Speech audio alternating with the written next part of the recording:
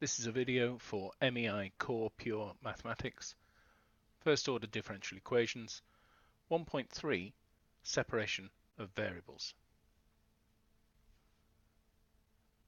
Some linear first order differential equations can be written as dy by dx is equal to some function of x and y.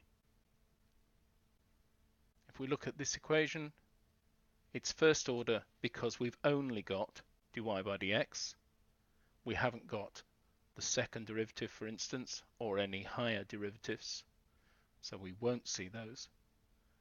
And we haven't got a power of dy by dx, so you wouldn't see something like dy by dx squared, for instance.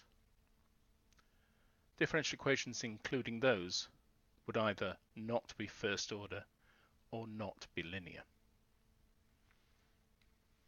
If the right-hand side can be written as the product of two separate functions, gx and hy, then the equation can be solved using a method known as separating the variables.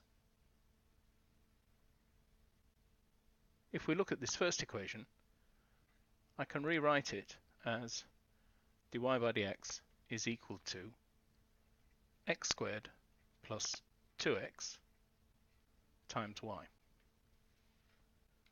And so I've got a function involving x only and a function involving y only, and they're multiplied together. So this one is in the correct format for using separating the variables. This one cannot be rewritten as a product of two functions, one involving only x and one involving only y, and neither can this one.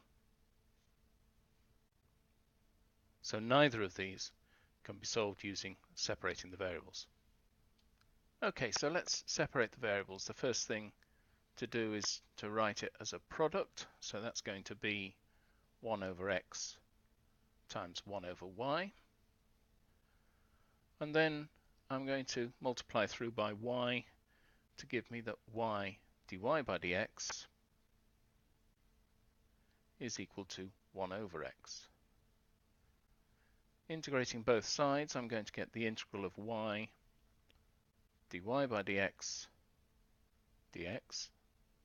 is equal to the integral of 1 over x dx. And I've integrated both sides with respect to x.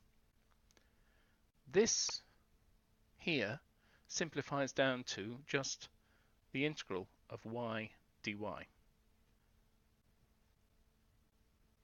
And that is 1 over x dx. We'll do the integration. We get a half y squared is equal to the log of mod x plus c. Now if I multiply through by 2, I'm going to get that y squared is equal to twice log of mod x plus c is just an arbitrary constant, so I'm going to write a new constant k, thinking about k as being twice c.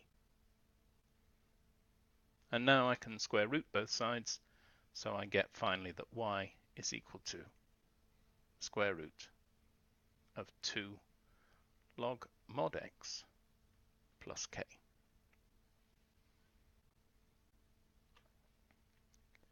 And there's that work written up for you so you can read it more easily.